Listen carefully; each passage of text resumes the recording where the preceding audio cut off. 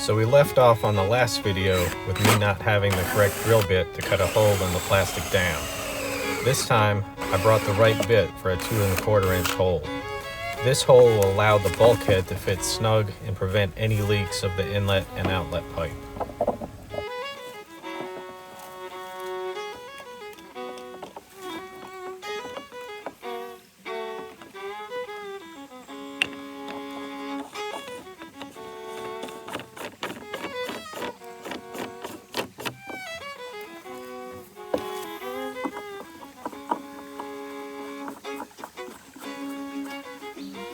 This discharge fitting will allow for a 1 1/2 inch PVC pipe to slide over it and act as the faucet for the spring.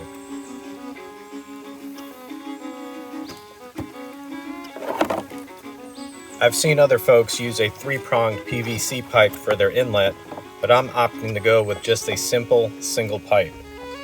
This inlet pipe is perforated with an end cap to allow water to enter and then exit out of the discharge pipe. I'm hoping that I cut enough holes in it to get enough water flow. I guess we'll soon find out.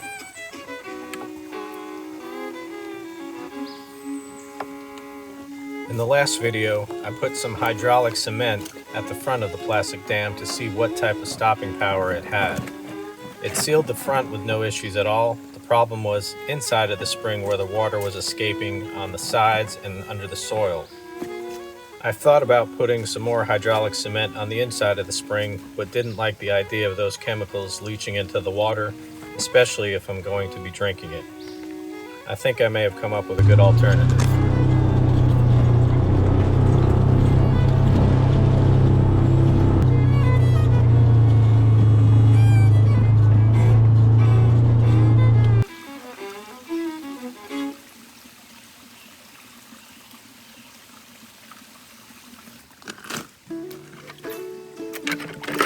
I had been doing some research that bentonite clay was used to seal ponds, dams, or anywhere else that water leaking was an issue.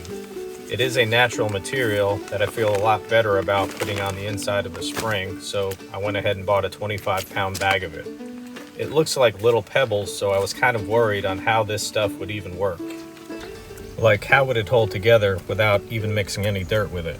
Fortunately, just adding some water to it turned the granulated particles into a Play-Doh-like consistency that could be applied to the sides of the spring where the soil and the plant roots were exposed.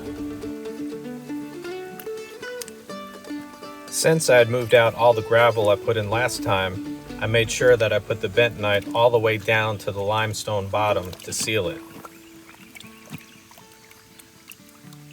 Bentonite clay is used for all sorts of things like removing toxins from the body and skin, lead, heavy metal removal, skin care, sun protection, lowering cholesterol, toothpaste, and much more. That's all well and good. I'm just glad that it's a natural product that looks like it's going to seal this spring head. Once the bottom and sides are sealed up, I'm going to go ahead and put the gravel back over top of the clay to hopefully protect it.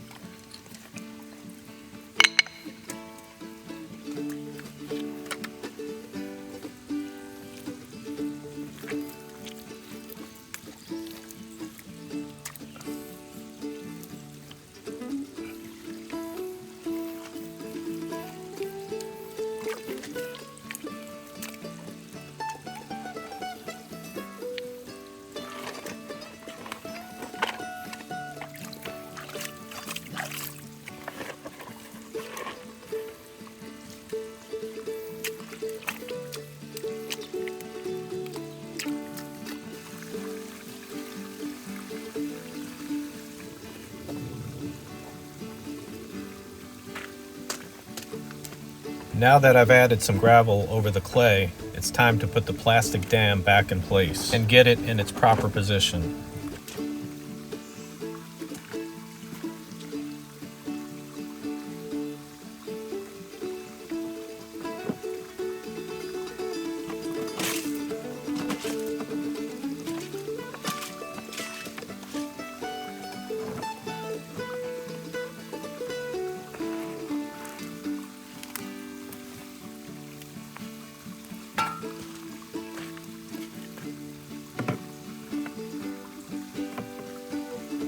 It's not 100% level, but in this case it really doesn't have to be.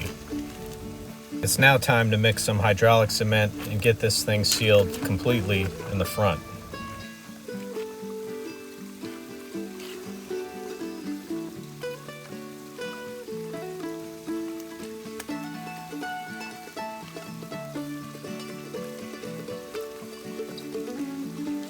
I'm really not worried about the appearance of this since everything will eventually be covered with stone. The main thing is to get in all the nooks and crannies and prevent the water from escaping, which this stuff does a really good job of.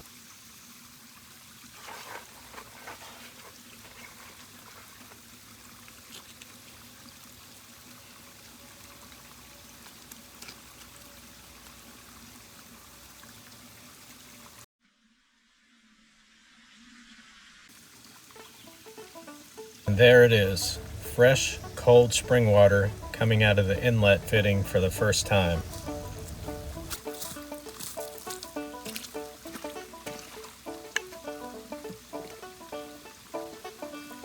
I'm adding this 3-foot PVC pipe for now, but will eventually add another 20 feet to where the creek drops off a bit.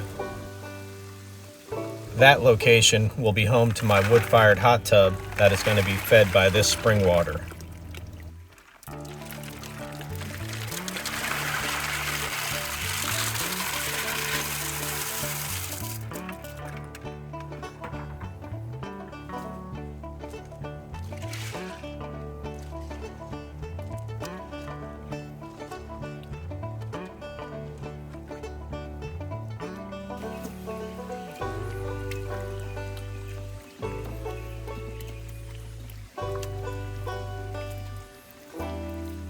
After adding some more bentonite clay to the upper area of the spring, I decided to add some creek rock for added protection.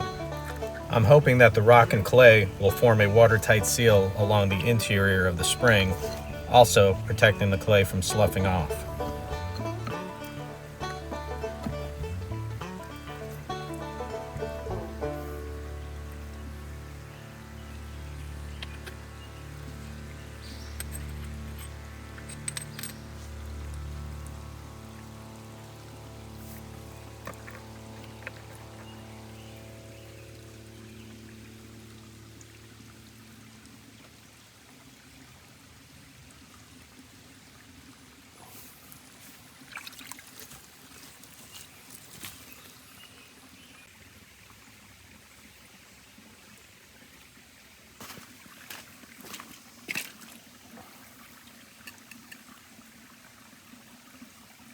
After letting the spring settle down for about 30 minutes, I wanted to see what the flow rate looked like and also test how clear the water was.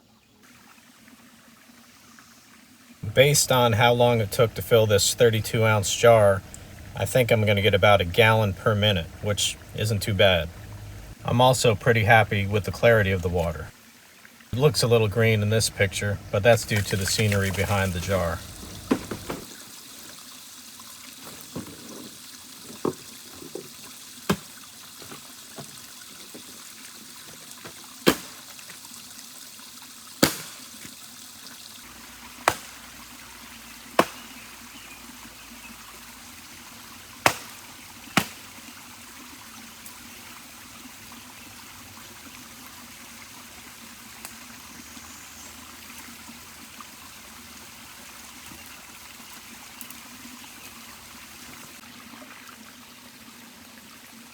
A few minutes after I sat down to enjoy the creek, I turned and saw two doe making their way down the hill.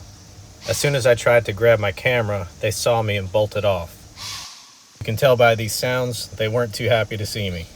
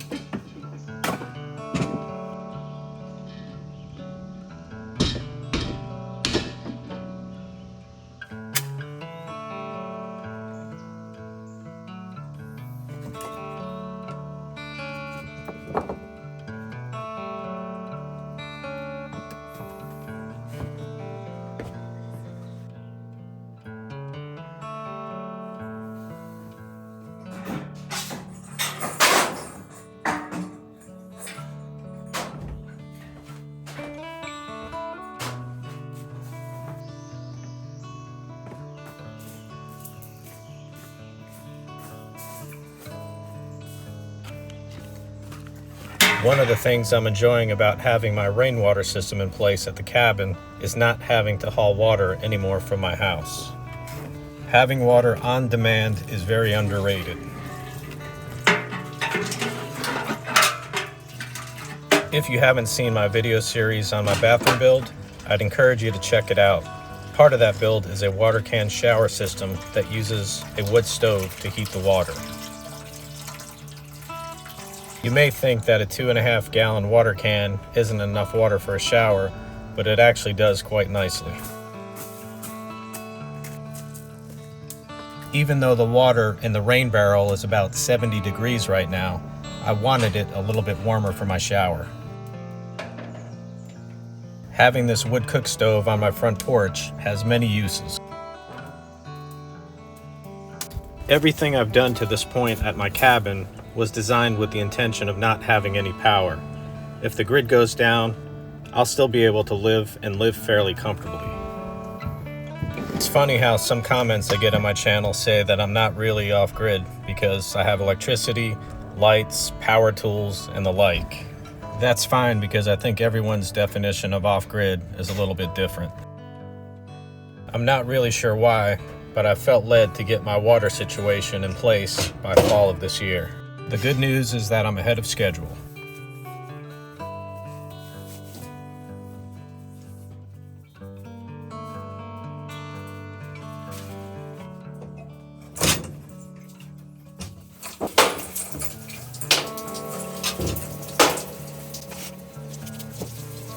So if you've ever wondered how long a 2.5 gallon water can shower lasts, you're about to find out thanks to the modern technology of 10x video speed.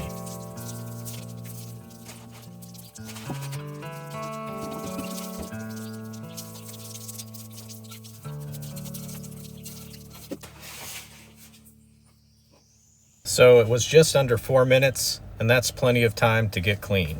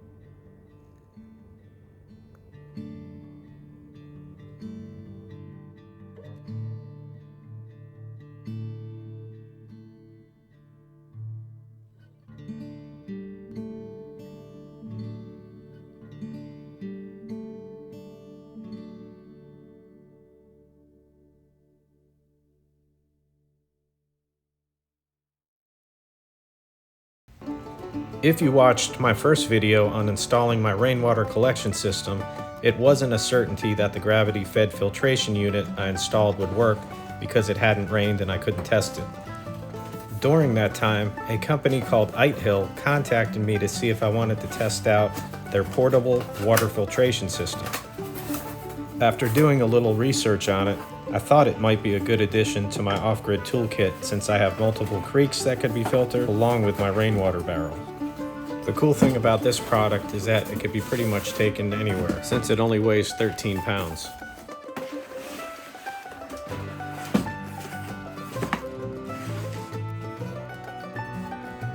My unit came with a hybrid filter and a reverse osmosis filter. The hybrid filter is for filtering out large particles like sediment and rust, while the activated carbon absorbs impurities such as chlorine and organic compounds. The reverse osmosis filter features nanoscale pores, which pretty much filters everything else out, like bacteria, viruses, parasites, heavy metals, pesticides, polyvinyl chlorides, and much more. The filters were pretty easy to install, as you can see here. They did require me to push down a little bit harder to get them set in place and then to turn them to get them locked in. The unit comes with a USB-C charging block, but can also be charged using solar panels. I'm going to go ahead and hook it to my generator to get it juiced up and ready to test out. Once fully charged, it's supposed to filter 9 gallons of water per instance.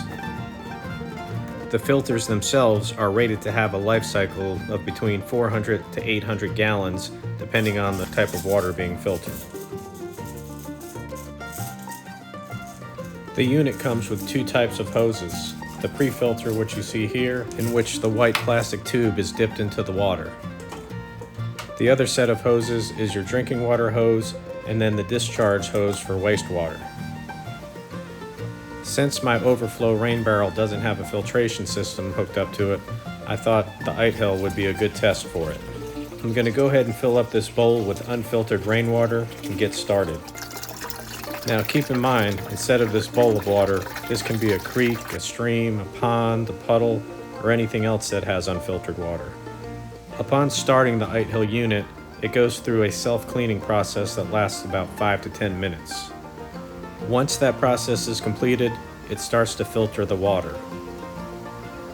The unit has a self-priming pump that will supposedly filter 17 ounces of water per minute. We're about to find out.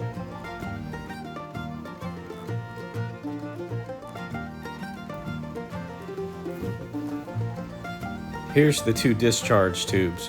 One is for your drinking water, and then one is for the wastewater that's filtered out. One of the keys for this unit to work optimally is to make sure that the tubes aren't kinked. I have a 32-ounce clear jar in place to be filled with the filtered water. We're going to soon find out if their 17 ounce per minute spec is as advertised. And sure enough, it took about 2 minutes to fill it completely. Overall, the water looks clear and tastes pretty good, so I'm pretty impressed with the unit so far. The real test will be when I take it down to the creek and try to filter out that water, which will be in a future video. I'd like to thank Itehil for sending me this unit to test out. So far, I'm pretty impressed with it.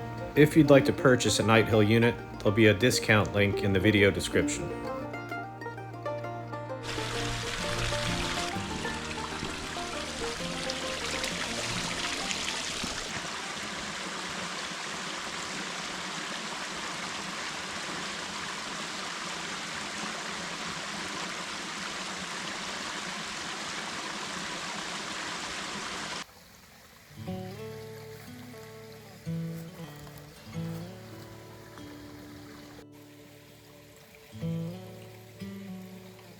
So here we are back at the spring location for the home stretch. I have to say it's looking really nice and clear after settling overnight.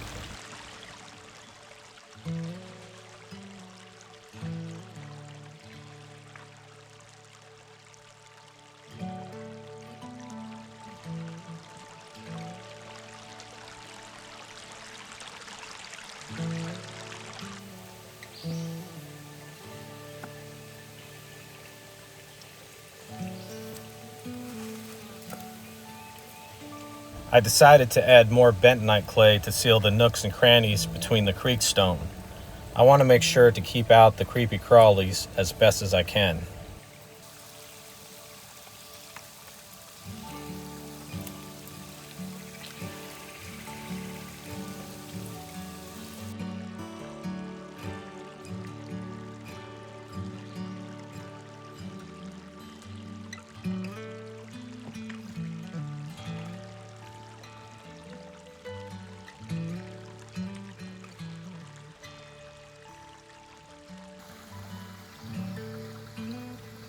After adding some more creek stone to the top of the spring to level it off, we're almost ready to put the cap on and seal it completely off. I decided to burn some old plywood to use as the first layer of the top seal.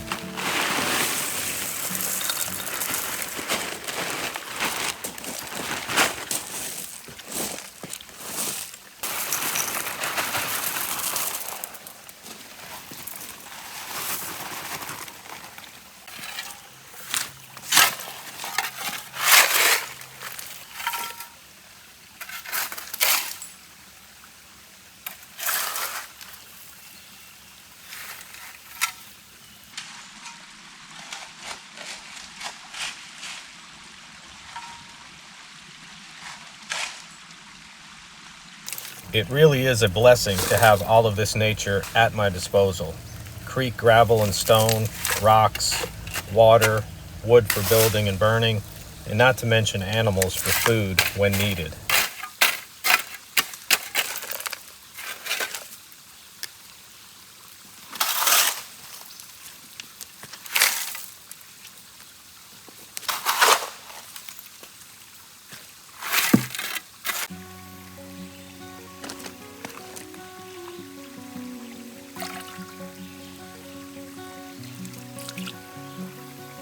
The last step before sealing the spring up is to add a little bleach for disinfectant. A few capfuls will be hopefully enough for how little this spring is. I don't plan on drinking it quite yet. I do want to get it tested first, although I'm pretty confident the results will come back positive.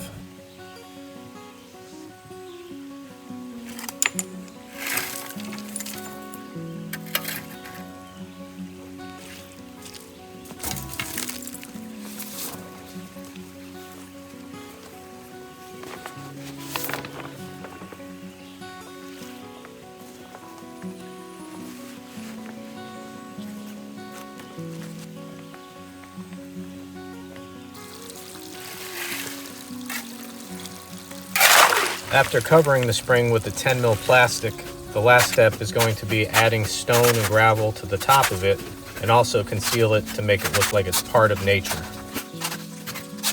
This also helps prevent groundwater from getting into the spring and contaminating it.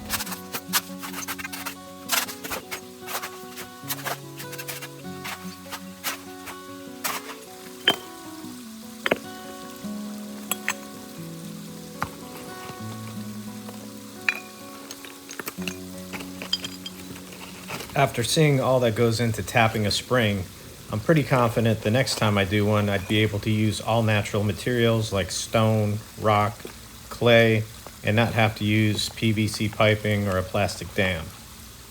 I decided not to cover the plastic dam completely, just in case I ever needed to add bleach to the hole at the top of it in the future. And also, the airflow may help aerate the spring. On the other hand, it may just be an opening to let critters get in.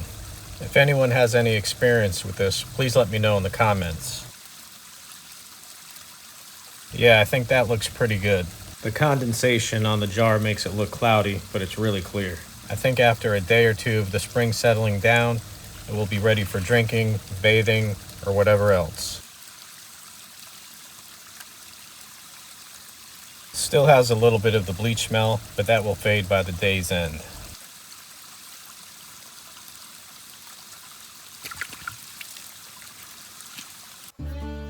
I really hope you've enjoyed this video on developing a spring.